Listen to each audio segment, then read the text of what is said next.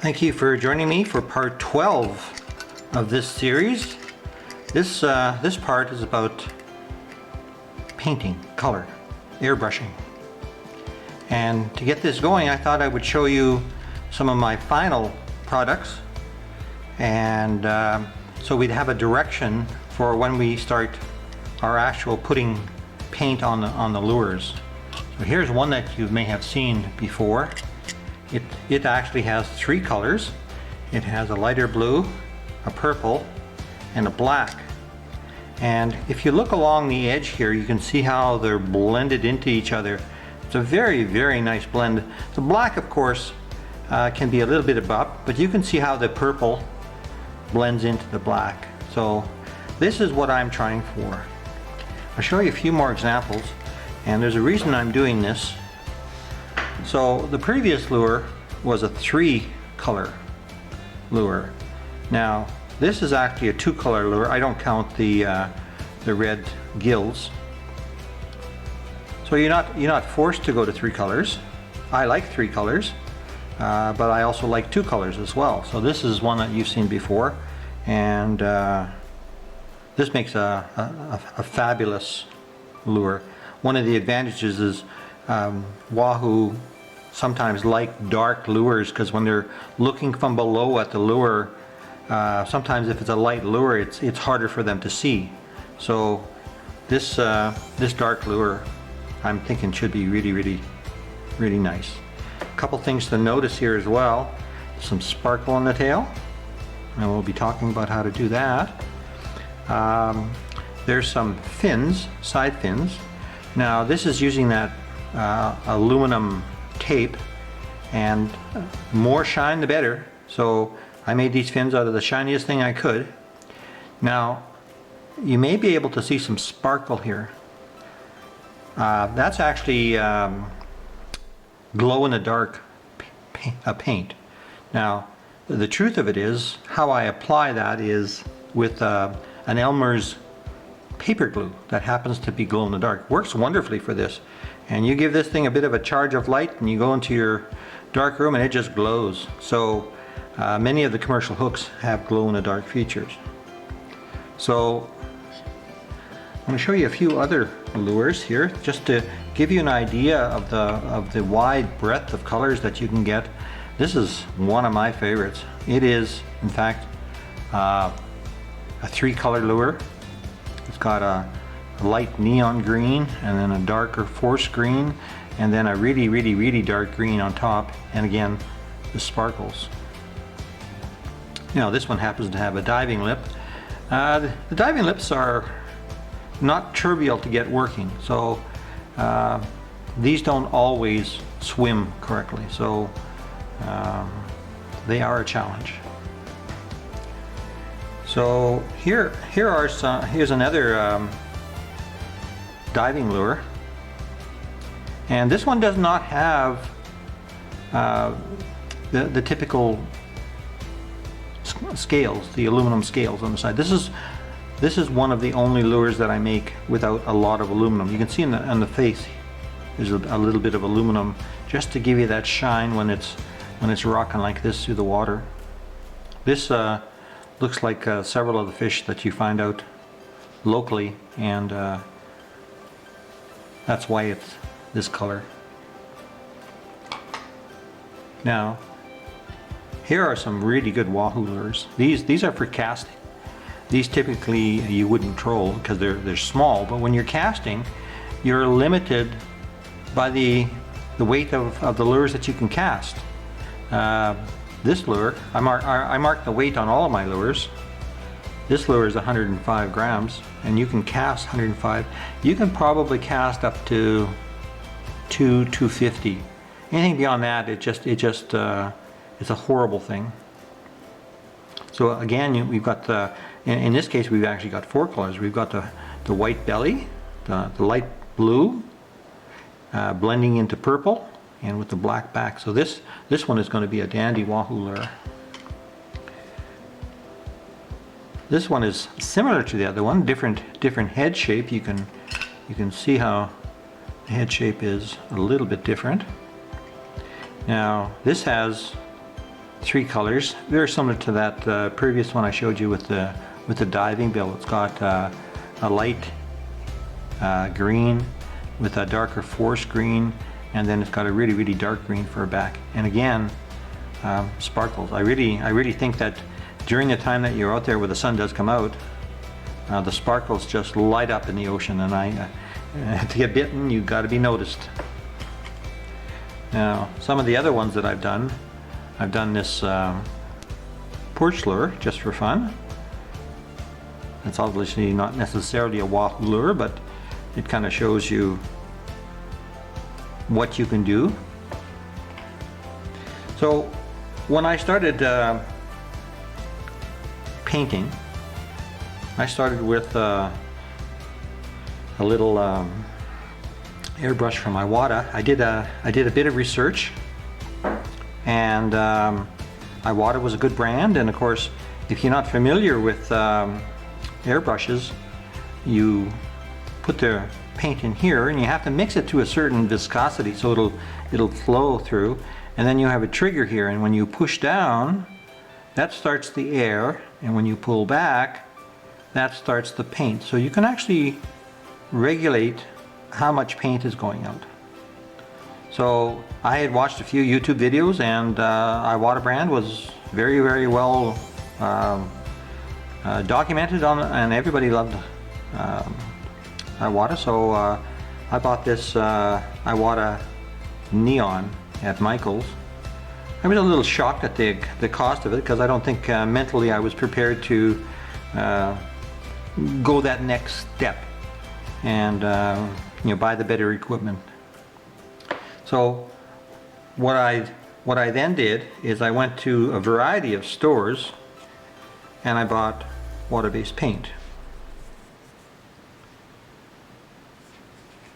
So I went to places like Walmart, Michael's, a variety of places to buy paint. Now, these were rather inexpensive. Most of them were under $2. So I wound up buying, probably 30 or 40 different colored paints. But I started having problems with these paints, and as you're trying to get better and better at what you're doing, some things will hold you back. These paints, some were fine, but a lot of them did not spray very well. So at one point in time, I found out that a company named Maple Airbrush Supplies was actually in town, and I went to see Donna. Well, Donna was an amazingly experienced individual, and she got me interested in some other paints, and they were a brand called Createx, and these paints were 3 or 4 times as expensive as the Walmart paints or the Michael's paints. However, one important thing is that they worked. Now, there's another sub-line of Createx called Wicked Colors, so Wicked Colors work extremely well. So as I started talking to Donna, she was an absolute treasure trove of information. Now, one of the problems that I was having with my lures, I'm spraying water-based paint on top of shiny aluminum. Now think about that. You got a really shiny aluminum. What's going to make that stick? So it can work, and here's a lure.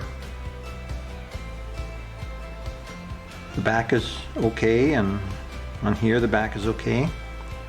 But what I started to find out is that chunks of paint would just fall off. You can see a little area along here. It's a lot lighter than this side. Well, that's because that paint kind of crumbled up and fell off.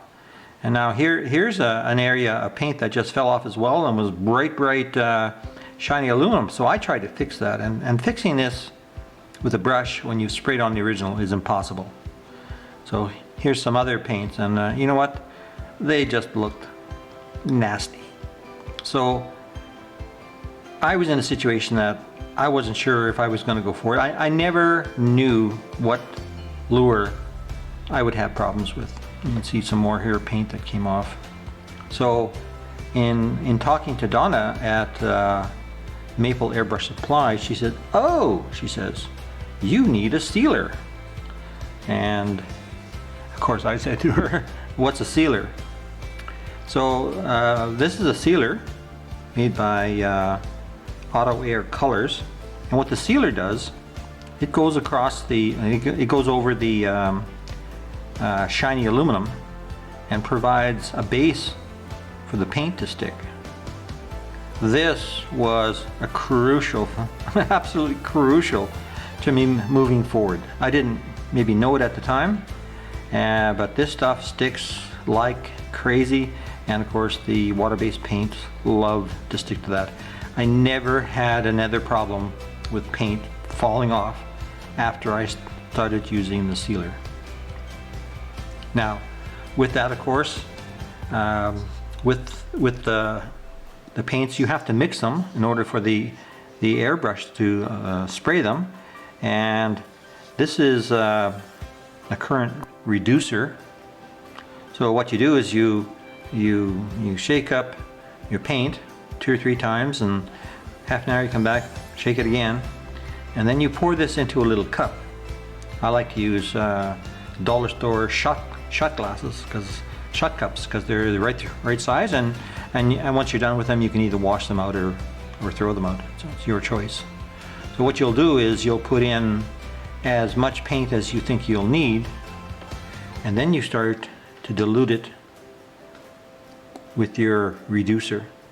So that's the mechanics of getting your airbrush gun working.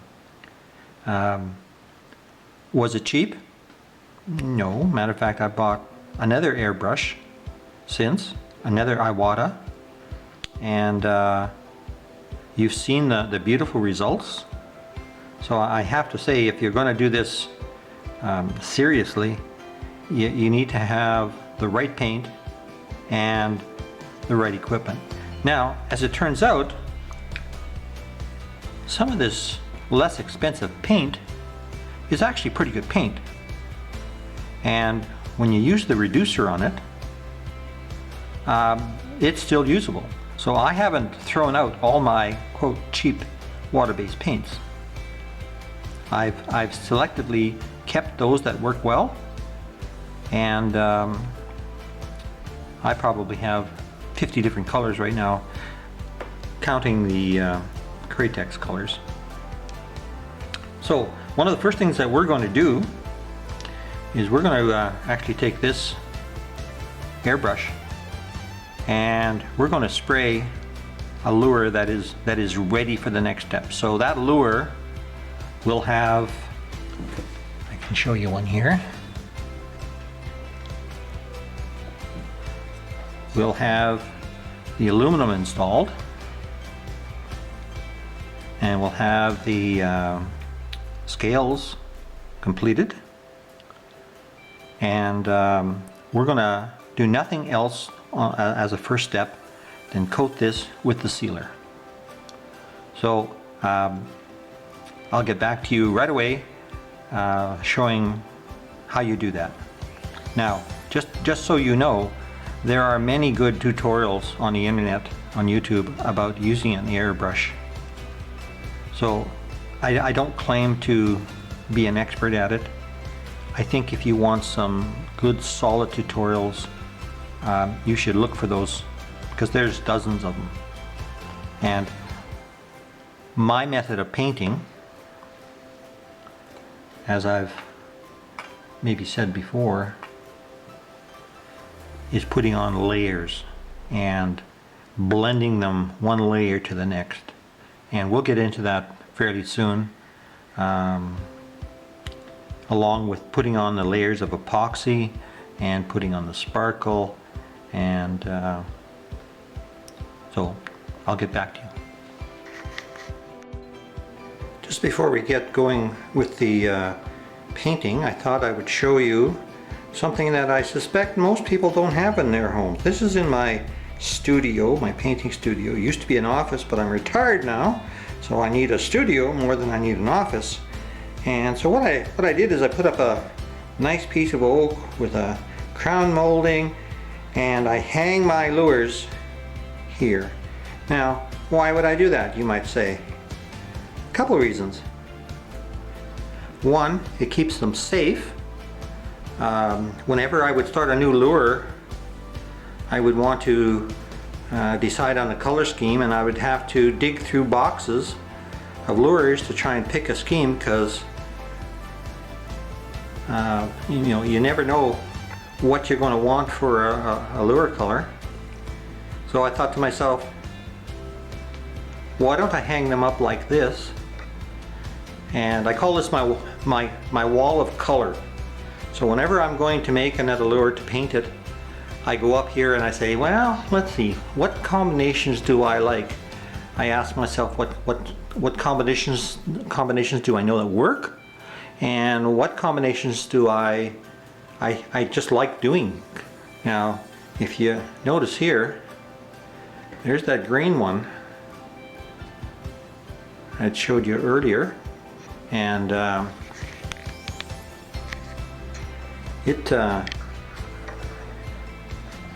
it's one I'm going to do here right away. So anyway, I thought I'd show you the watercolor, and the next part will be me mixing the sealer and getting ready to apply it. So one of the first things I do before I put on anything as far as coatings, including that sealer, is I take a little rag, and on the tip of it I put a little bit of alcohol. This is the rubbing alcohol that you can buy at most pharmacies. Now, while you've been putting on this aluminum, you've got your fingerprints all over it, and of course everybody knows that handling stuff leaves oil from your hand. So one of the things you got to do before you start anything is to get rid of that oil. So one thing to be careful about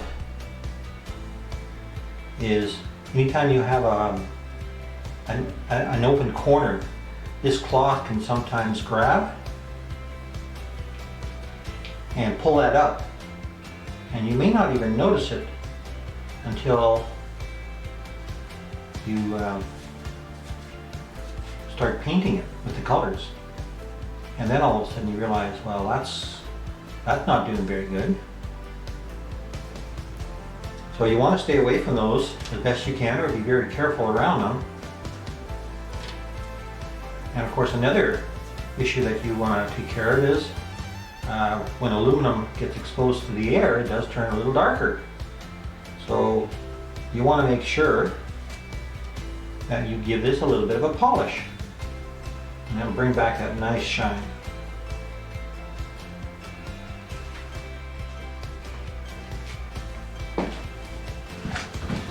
So I'm ready. I'm ready now to put my first coat of the sealer onto the lure. So what I do is simply put some into a container. I have to shake it up very well.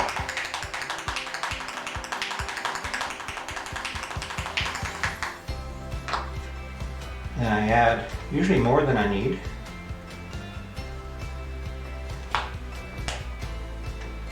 And then I get my reducer out. Now, I always have a glass of water, clean water, with a brush.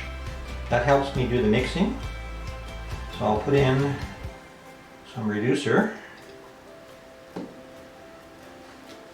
Now this stuff really sticks. So I have an airbrush that I only use for the sealer, because it is so difficult to clean. And I don't know if you can see this, but the sealer is ripping off the end of my brush, which means it should flow through the airbrush very nicely. So I'm going to put some of the sealer in a little cup.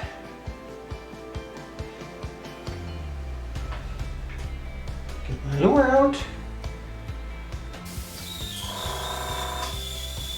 Spray it. Down. seconds. Spray it again.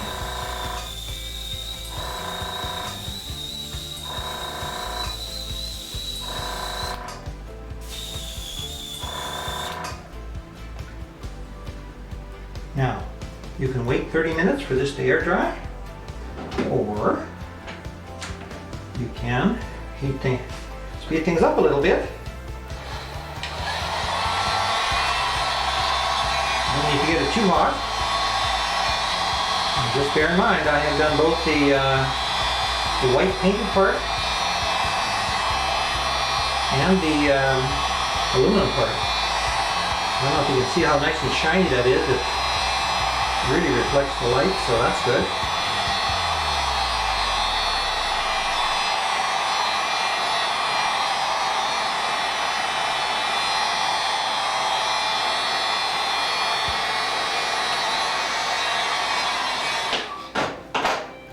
Now I'm going to hang this up for 15-20 minutes to make absolutely sure that it's ready. And we'll be getting back with the first coat of paint. Yahoo!